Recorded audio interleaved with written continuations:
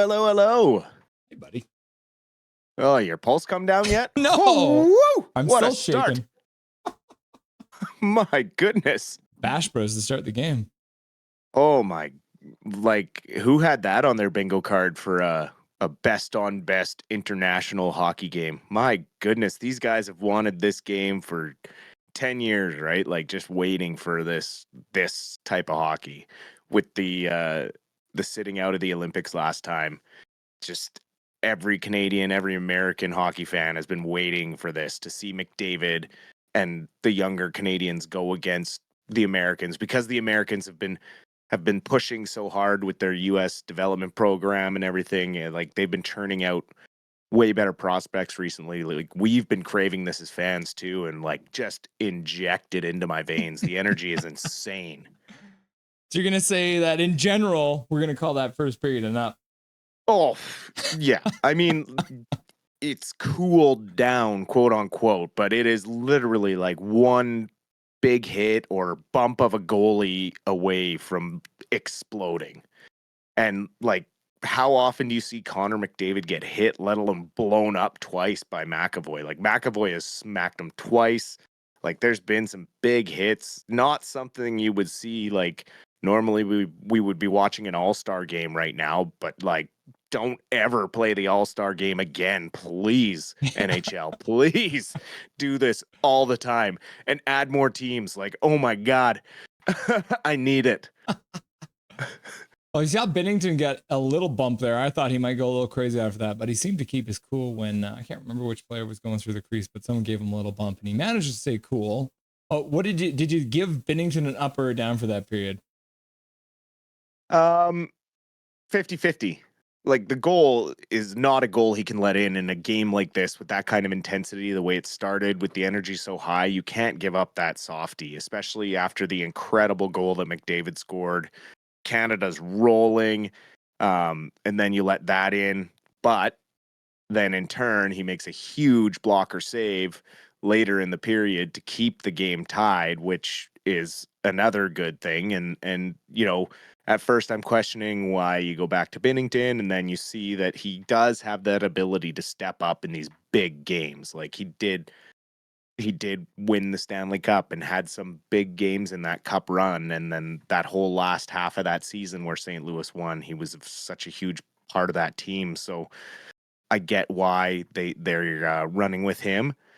It's just the goals that have beat him this tournament, like all of them have been a little bit like, that's why you kind of question Binnington, right? But he then backs it up by making a good save here or there when you need it. So but my goodness, like if we see a line brawl or a goalie fight, I might pass out. I would absolutely pass out as well.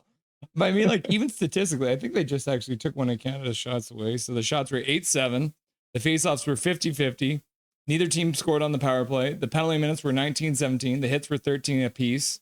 The only clear advantage that Canada had was in block shots. They had 6. USA only had 2. But every other statistical category in that period was pretty much dead even, which is exactly what you wanted to see, right? Oh, yeah, it's best on best hockey. I mean, this is what was advertised. But what wasn't advertised is this kind of emotion that these guys are bringing into it to play for their countries. I mean, they've been waiting for it for a while, and so it's just their built up emotion. This rivalry has been going on forever. And so, you know, now watching this, just this one period has got me so fired up for the Olympics next year. And just knowing that all the Canadians that didn't make this team and all the Americans that didn't make that team are going to be just dying to work their butts off to make that Olympic roster next year, because that is where these two Goliaths are going to collide. And it's going to be unlike any Olympics I think we've probably seen in recent history. I guess the only down that I can say for that period was that we didn't get like a goalie fight, which you said. But other than that, I mean, it had pretty much everything else. Big hits, lots of action up and down the ice, all the superstars doing what they normally do. Was there anyone who kind of surprised you on Team Canada through the first with the, you know, with maybe a couple new guys in the lineup? Not surprised me. But I like some of the stuff that I saw on the power play there, especially that second unit in that second power play there. I mean, good Lord, Point was wide open a couple times in front there, and just not being used to hearing people call your name, certain people call your name. I mean, Jarvis kind of double clutched. Like, I don't pass to that guy. He's on the Tampa Bay Lightning. What am I doing? Right. So you can see there's moments where the guys still get their wires crossed a little bit, but just really exciting, intense hockey. You can tell everyone has got the top of their game, and they every single one of these players wants it. And it's like you can feel the tension in the game. Like, it's just it's a couple of bad goals or one big hit away from just like being one of the greatest hockey games we ever see. It's already on its way to that, like one of those great historic games like the 72 series or things like that, where you just say one thing and people are like, "Oh yeah. Yeah, the 2025 Four Nations game or the 2010 gold medal game," or it's like everyone remembers. Do you think the 3 fights to start the game is good for the game or bad for the game? I hate this argument, because the hockey players want it in the game. I mean, they will tell you until the end of time that it is the best way to police the game and to solve issues is to keep fighting in the game. And if you take it out, they swear that headshots will become worse and star players will be getting hit more often. And these guys have emotions, and it's their way of like kind of getting it out. So I mean, it's within the rules of play. So I can't say that it's bad. I mean, my energy was up. It gets everyone fired up. It gets all your teammates into the game. You're standing up for your entire country when you're fighting in a game like this.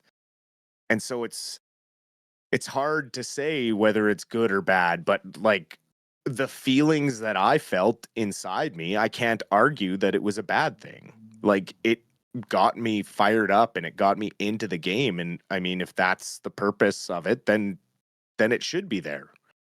And you'll get a lot of people saying, "Well, oh, it's barbaric and this, that, and the other thing." And it's like, well, these guys are grown men. They can make their own decisions. And if they want to throw fists at each other, then they can throw fists at each other.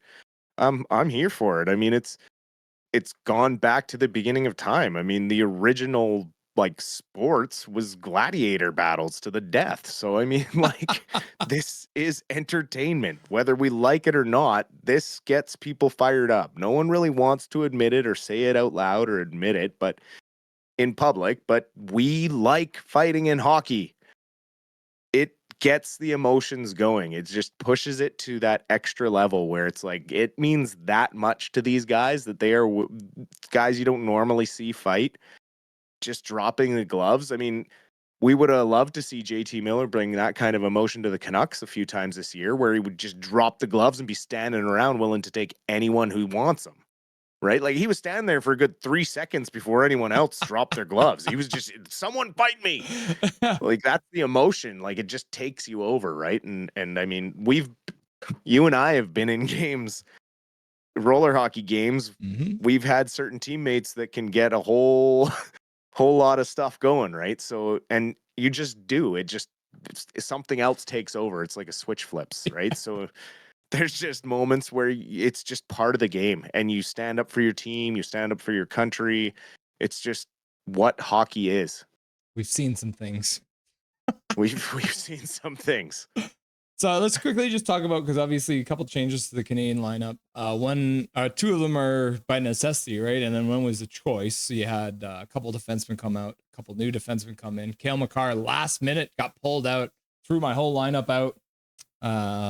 How do you think that has affected the Canadians so far through this game? You've seen it affect the power play already. Obviously, you take his 8 or 9 goals I think he has on the power play this year right out of the lineup.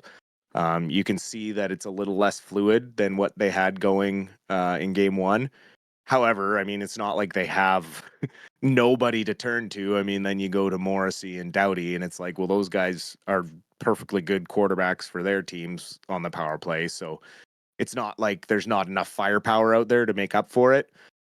Luckily, the NHL decided to alter the rules on the fly and allow Canada to even bring in an extra defenseman, because with Makar out sick, if they didn't allow Canada to bring in Thomas Harley to replace the injured Theodore, then Canada would have had to play tonight with five defensemen, and we would have been talking about a very different first period, I think. Yeah. Because there would have been maybe a forward having to move back and play D or something to that effect, because with the intensity of this game and the way it's rolling, you can't afford to just have five guys out there. They'd be exhausted. So that's a good thing. Obviously it was a necessity to have those two guys in, so it's good that they're there. I like Bennett coming in against the US. You've seen already in the first there why he's out there. He's throwing big hits. He gets under the other team's skin. He brings a little more size than Konechny. Also, he's a true centerman. So not that Jarvis isn't, but Jarvis has been playing the right wing a little more in Carolina with a lot of offensive success. Mhm. So it's easy to kind of shift him to the right wing and have Bennett come in up the middle, take Konechny out of the lineup, and then you have that size and grit that you were going to need, knowing with what the Cajucks were going to try and do coming out of the gate. So I had a feeling Bennett was probably going to come into this game anyways, just because of the style he plays. And the one thing that did surprise me was going back to Binnington, like we'd talked about, but for obvious reasons, it's easy to argue why you go back to him. Canada's a little handcuffed in the goalie department. You have two guys basically, because you're not going to throw Sam Montembeault, a rookie, into a game like this, like especially when he started to falter coming into the tournament. So you really only had Aiden Hill or Binnington to go to. Hill hasn't played in a week, so I mean, it just makes sense to stick with Binnington with this intense of a game, and he's just played one. So when you kind of boil it down, they really didn't have a choice. So he's got to keep his intensity up and make sure he doesn't let any more softies, because this game's going to come right down to the wire, I think. Petey versus Lanky. We just saw Finland come back, win it in overtime. Classic Pettersson losing in overtime. What did you see from our two Canucks playing in that game between Sweden and Finland? I've been hoping for more from Petey from this tournament. I had talked about hoping that it kind of went out and rejuvenated him. He has been moving his feet. Like, he had a shot on goal and a block and or a couple block shots today. All of Sweden's so-called stars have struggled to generate offense, really, and find chemistry. And so it's hard to say if it's like really Petey just carrying on what this season has been, or if it's just that Sweden isn't really meshing together the way that the Canadians and the Americans are. Or even the Finns have kind of banded together after getting smoked by US, right? So Lankinen had an okay game. It wasn't like some of the games he stole this season. He did manage to get the win. So I wouldn't say it was a legendary performance, but I guess between the two of them, you have to give the win to Lankinen, because PD hasn't found the scoreboard yet, and he hasn't even got an assist. But he wasn't out there for a minus today. So, I mean, I guess we'll give him that. It's a lot of what I've been hearing about PD is the same thing everyone's doing, talking about PD in Vancouver, is that he's not getting scored on.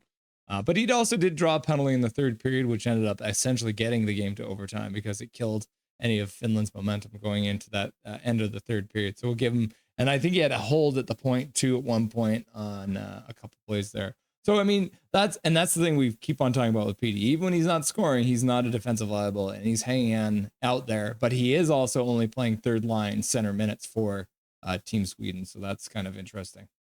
Well, he's kind of been that whole lineup has been like in a blender both games. Like, the Swedish coach is not stuck with three guys together for more than like 4 shifts in a row. It's been like, who's out there now? It's been confusing to watch the guys in gold. So I don't blame him a lot. He's not the only player on Sweden that is struggling in this tournament. Like, Philip Forsberg hasn't really done much offensively, and you don't hear his fan base dumping all over him. It's just we have such high expectations for Pedersen that, like we talked about, the microscope is going to be on him. That doesn't stop during the Four Nations because he's playing. All the Canucks fans are watching him with hawk eyes, trying to see if there's any signs of him becoming the player he used to be. But, he might be having fun and having more fun, and maybe he comes back to our team and can play better because of this. And just because he doesn't have the greatest tournament doesn't mean that he's not going to come back refreshed and rejuvenated. So I'm just trying to stay positive about it. He looks like he's having fun and he is moving his feet. So we'll give him the benefit of the doubt. So we've seen 3 games before today's game between Canada and the United States, and 2 of the 3 games have now gone to overtime. This game's a tie after 1, so it could be well on its way to overtime. Are you surprised that they've all gone to overtime, or is it something you expected? I mean, we shouldn't be. This was promised to be the best on best, and so if you're truly pushing to be the best, I mean, you're going to the end, and then you have to go to sudden death. I mean, it's great. Who doesn't like bonus hockey of this caliber of talent? I've really enjoyed the whole tournament so far. I had curbed my expectations going into it, knowing how bad all-star games can be, but also knowing how amazing Olympics can be. It's kind of like a weird scale to measure this tournament on. I also didn't know how much weight the players were going to put into it, but clearly their emotions are in the right place. So not entirely surprised, and I wouldn't be shocked to see this one go to OT or even the final, right? Whatever teams make it there. I would not be surprised in the slightest. We're very excited for that continuous OT in the final, so that should be very cool to see if that does happen.